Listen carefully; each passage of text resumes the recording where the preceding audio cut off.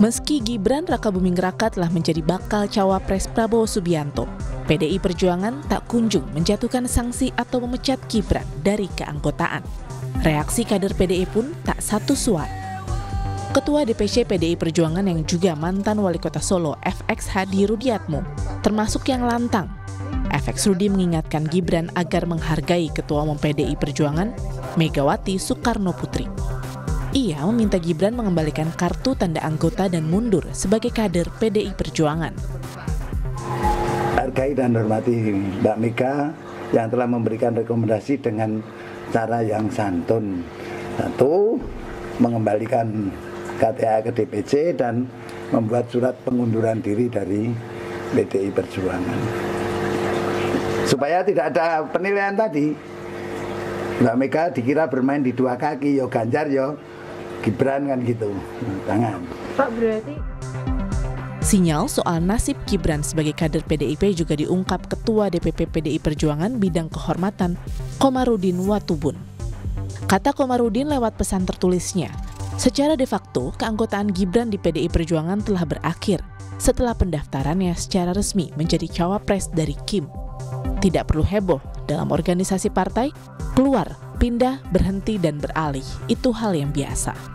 Reaksi lebih lembut disampaikan Ketua DPP PDIP Puan Maharani. Puan menyatakan saat bertemu Gibran telah berpamitan kepadanya untuk menjadi cawapres Prabowo, namun tidak mundur sebagai kader PDIP. Nggak ada pengunduran diri dan kami juga melihat bahwa hanya kata selamat yang bisa saya sampaikan kepada Mas Gibran. Udah, itu aja. Udah ketemu, ngobrol-ngobrol, banyak hal yang kita bicarakan dan ya udah nggak masalah. Mas Gibran pamit ingin menjadi cawapres dari Mas Prabowo. Kayak saya juga sampai saat ini kan nggak melihat Mas Gibran bergabung ke partai mana, karena kan hanya menjadi cawapres, tapi nggak pakai baju kuning, nggak pakai baju biru, nggak pakai baju apa. Tapi kan tadi bajunya baju biru muda koalisi kan, jadi ya seperti itu. Pengamat politik Hanta Yuda menilai baik PDIP maupun kubu Gibran saling menunggu dan berhati-hati agar tidak membuat blunder. Hanta memprediksi konflik akibat Gibran maju sebagai cawapres Prabowo tak akan berujung konflik terbuka, melainkan sebatas perang dingin. Publik mereka paham betul ini, sama-sama paham politik.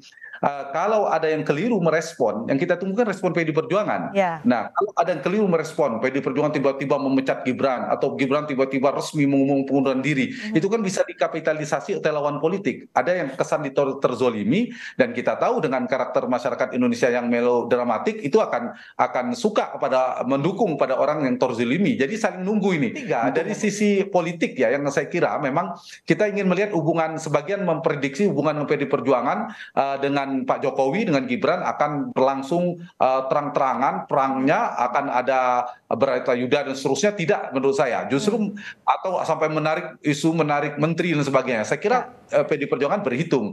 Jadi potensi perang dinginnya yang akan kuat ya. Tak hanya memicu perang dingin dengan PDI Perjuangan, langkah Gibran maju Pilpres sebagai cawapres Prabowo juga menjadi sorotan karena Jokowi dianggap tengah membangun dinasti politik. Sisi lain, Hakim MK yang memutuskan syarat batas usia capres dan cawapres sehingga memuluskan jalan Gibran di Pilpres juga tengah diproses oleh Majelis Kehormatan MK. Tim Liputan Kompas TV.